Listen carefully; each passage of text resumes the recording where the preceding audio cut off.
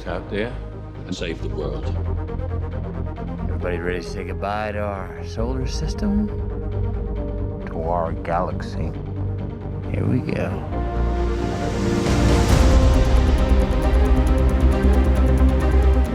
We're here. Want to get down fast, don't we? Actually, we want to get there in one piece. Hang on.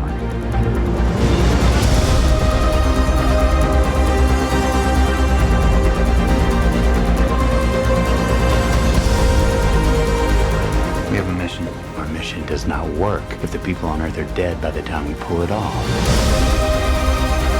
Well, we got this far, farther than any human in history. Oh, not far enough.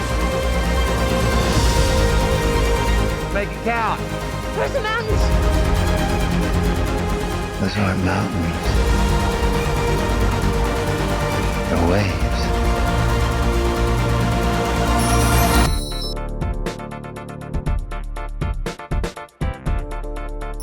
So we got to catch up a little bit yesterday. Yeah, it was good to see you. Good to see you. Good to see you again. Yeah. So let's talk about Interstellar. Yeah, let's do that. Tell me your thoughts about the budget cuts for programs like NASA, and do you believe in other universes? Yeah, totally. There's definitely, there's got to be other universes out there. I think there's more science that sways in the way of there being other universes than not. The budgets for NASA, and I absolutely respect and understand what the film is saying, but I don't take it in such a literal way as that, which is possibly controversial. But I think, yes, as human beings, we're meant to investigate and explore. That's how we were made. It's in our makeup to do that. But I look at the other side of the film, the bit that, that starts telling us about how the Earth is now, and or in the world that we set it in. And I think that's interesting to me, commenting on that, and I take that as, well, what are we doing to try and ensure that doesn't happen?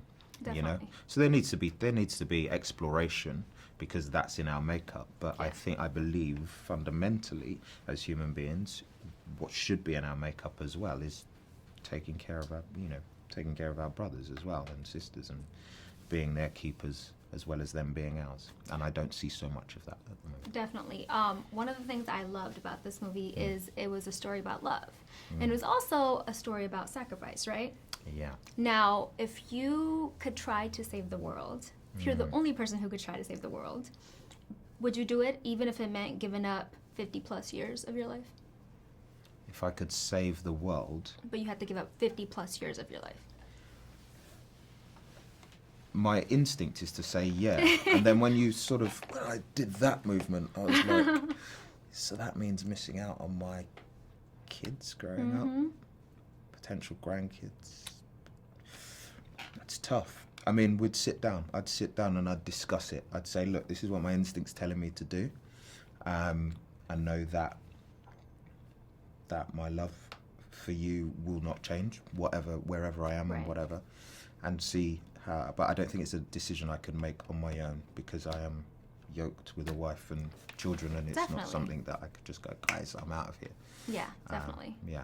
Now, you've had so many, great projects with the Dark Knight Rises, Yes. and Cloud Atlas, Yes. now Interstellar. Yes. Tell us, what's the common denominator you look for in picking a role? I look to be challenged. I look for.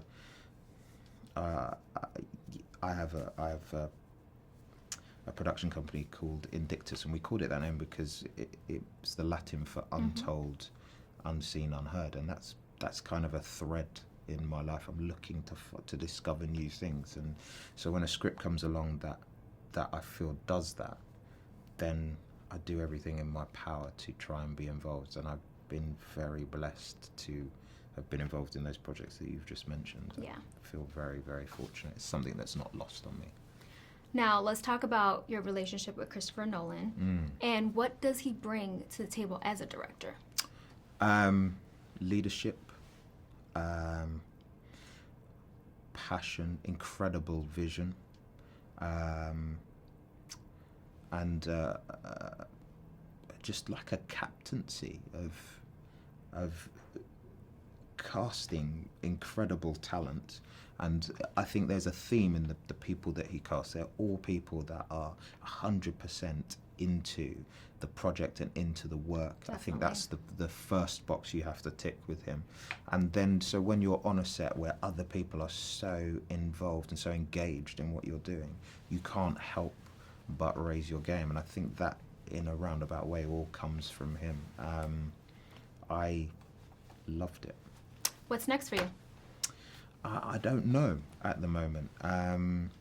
There are a whole heap of people going crazy in my manager's office out here and in my agent's office in London. We've met for some really exciting things and some new challenges, and I'd look very different again in lots of them, and I quite like that, because I think it's fair to say Romley doesn't really look like me now. So yeah, I don't know. Watch this space. I think we'll let you know what we do, but there's some potentially very exciting stuff coming I'm up. definitely looking forward to it. Bless Thank you so much for your What time. a pleasure. Yeah. Nice meeting you. You're watching BlackTree on TV, only on Soul of the South.